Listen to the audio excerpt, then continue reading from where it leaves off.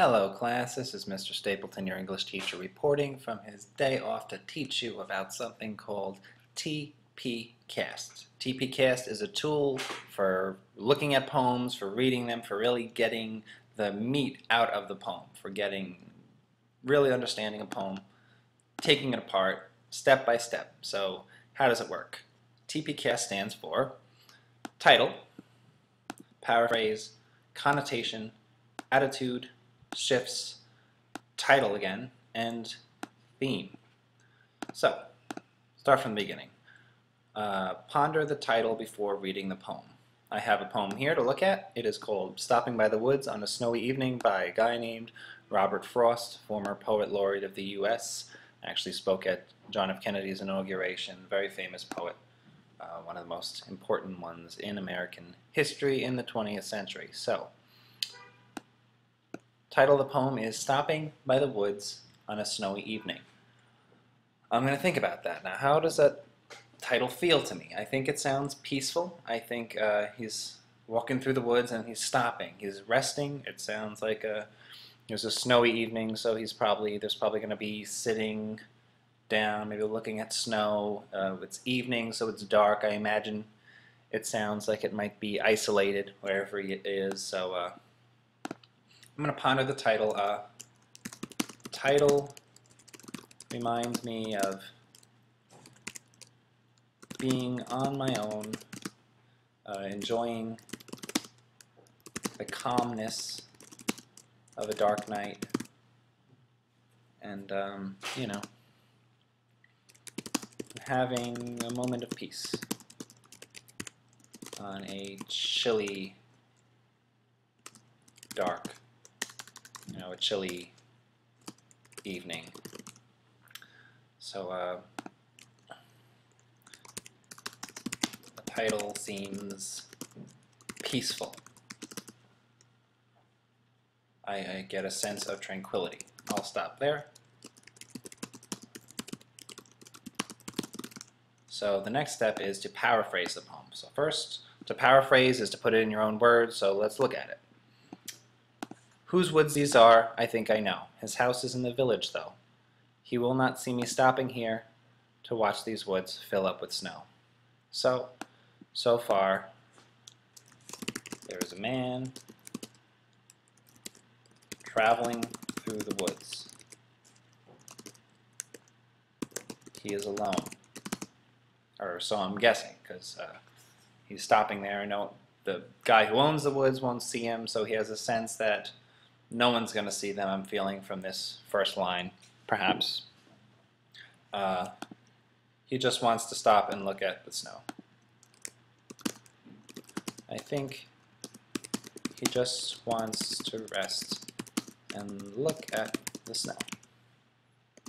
My little horse must think it queer to stop without a farmhouse near, between the woods and frozen lake, the darkest evening of the year. So we learned a few things from this stanza. We learned he has a horse.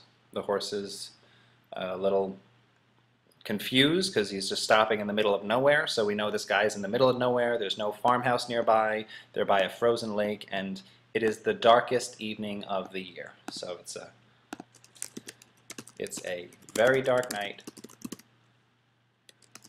and the man is traveling with a horse. He is in the middle of nowhere on a very, on a winter's evening.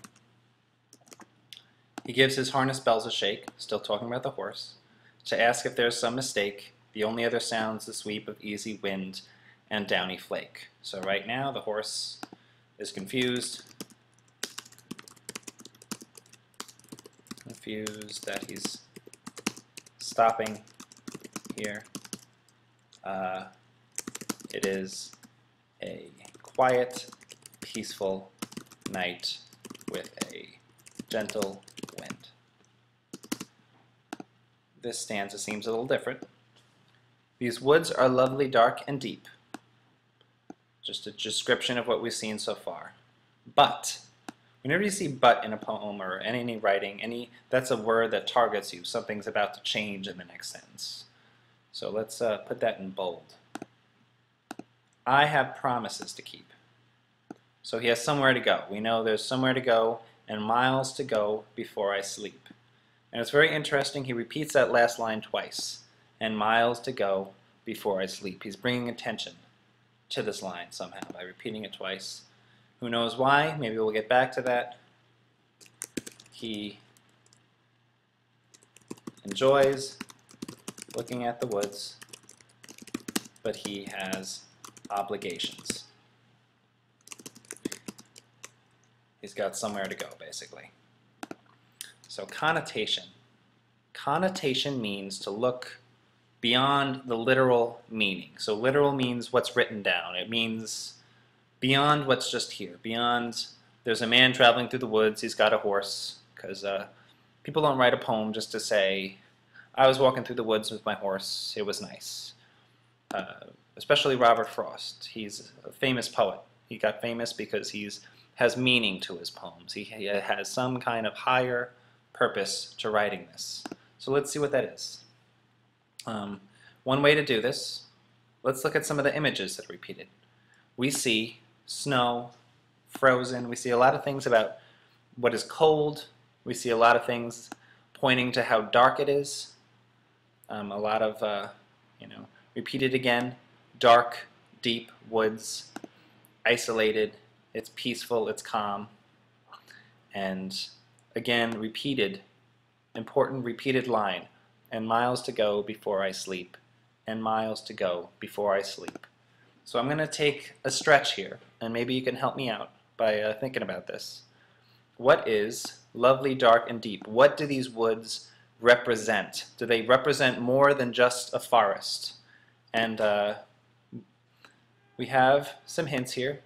Sleep, darkness, depth, peacefulness. To me, the woods could be a symbol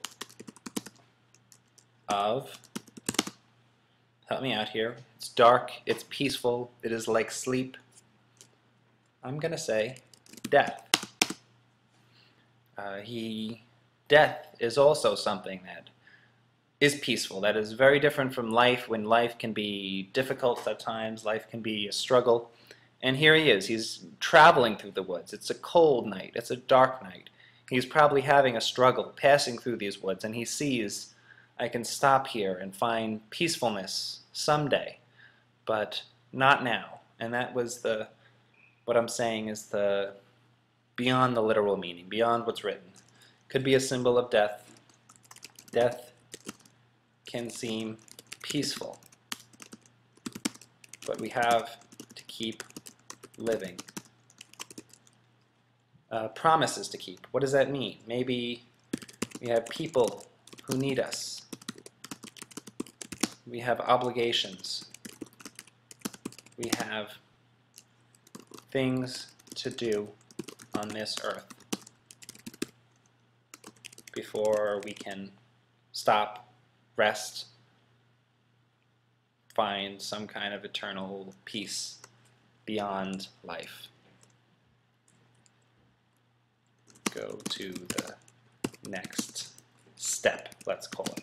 So before we can find some peace beyond life, we have to keep on living. We have to keep on moving on, because we're many miles to go in our lives. So I'm going to stop here for a moment. You can try to see if you can do these three things with whatever poem you're working on. Look at the title.